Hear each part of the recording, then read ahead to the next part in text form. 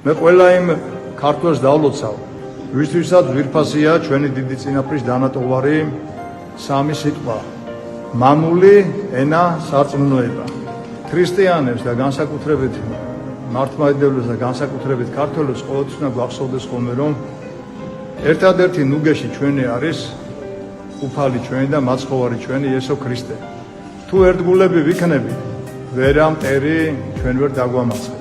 იმიტომ რომ ქრისტე ჩვენთვის ეწამა და ჩვენმა დიდმა მეფემ დაგვიბარა ასეთი ანდერძი სამ სიტყვაშია და ვერც ერთი ღვთისმეტყველი ვერ შეედრება ამ ჩვენს დიდ წმინდა მეფეს ვახტანგ გორგასალს ეძიებდეთ სიკვდილს ქრისტესთვისო და ჩვენი ცხოვრება, ქართველების ცხოვრება მართლაც ესაა.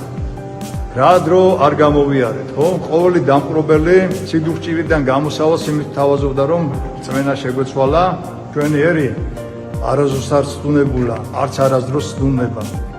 ჩვენ ძლიერი ერი ვართ და მინდა ყველა მიცოდეს, რა, ჩვენი ქვეყნის შიგნით თუ გარეთ ვერავინ ვერ დაგვაჩოქებს, რა, ჩვენ ერთადერთი უფალს ვადიდებთ და უფალს დაუჩოქებთ. ჩემი გამჩერებელი ღმერთის გარდა არავინ არ არის, არავისაც არ გავითვალისწინებ არც ერთი ადამიანის, როცა ჩემს ღმერთს და ჩემს ერს ეხება საკითხი.